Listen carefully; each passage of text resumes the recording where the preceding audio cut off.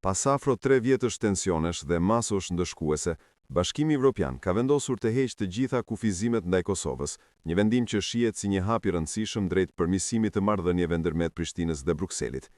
Ky zhvillim ofron mundësi konkrete për përfitime ekonomike dhe politike për Kosovën, duke përfshirë lehtësimin e tregtisë, rritjen e investimeve të huaja dhe përshpejtimin e integrimit evropian. E mëgjersisht për këtë temë për Bota Sot, foli profesori Niazi Halili, i cili u shpreh se ky është një vendim shumë i rëndësishëm dhe sinjal për normalizim të raporteve Kosovë-BE. Përveç kësaj, ai tha se ky është sinjal që BE nga presioni ndaj Kosovës ka kaluar në një politike më konstruktive e përfshirëse. Vendimi i Bashkimit Evropian për të hequr masat ndëshkuese ndaj Kosovës, pas afro 3 vjetësh, përbën një zhvillim me rëndësi të veçantë në dimensionin politik, institucional dhe integrues. Ky akt mund të interpretohet si një sinjal i rikthimit të besimit reciprok dhe një hap drejt normalizimit të marrëdhënieve ndërmjet palëve.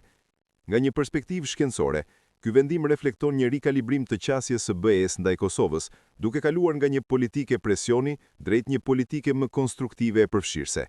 Në këtë kontekst, heqja e masave nuk është vetëm një vendim teknik, por një instrument diplomatik që synon të stimulojë stabilitetin politik dhe progresin institucional. Gjithashtu, Halili potencoi se me heqjen e sanksioneve, fuqizohet pozita e Kosovës në rrafshin ndërkombëtar, sidomos në dialogun me Serbinë. Madje, ai përmendi edhe fushat të cilat do kenë përfitime pas largimit të këtyre masave.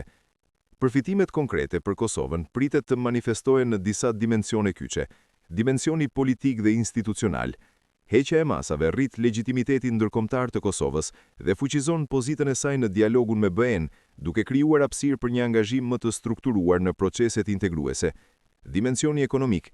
Lirimi nga kufizimet ndëshkuese pritet të ndikojë pozitivisht në rritjen e investimeve të huaja, në aksesin më të lehtë në fondet evropiane dhe në përmirësimin e klimës së biznesit.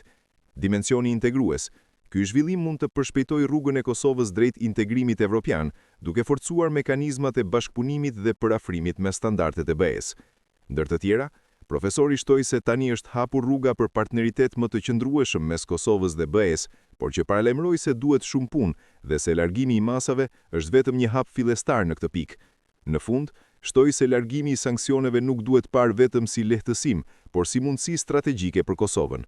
Në aspektin e marrëdhënieve dypalshe, ky vendim krijon një momentum të ri politik. Kjo mund të shërbejë si bazë për ndërtimin e një partneriteti më të qëndrueshëm dhe më të besueshëm ndërmjet BE-s dhe Kosovës. Megjithatë, është e rëndësishme të theksohet se ky është vetëm një hap fillestar. Konsolidimi i këtij progresi kërkon angazhim të vazhdueshëm nga institucionet e Kosovës në drejtim të reformave strukturore, sundimit të ligjit dhe stabilitetit politik. Prandaj, heqja e masave nga BE-ja duhet parë jo vetëm si lehtësim i përkohshëm, por si mundësi strategjike për Kosovën që të thellojë reformat, të forcojë institucionet dhe të avancojë në mënyrë të qëndrueshme drejt integrimit evropian. Në fund, shtoi se largimi i sanksioneve nuk duhet parë vetëm si lehtësim, por si mundësi strategjike për Kosovën,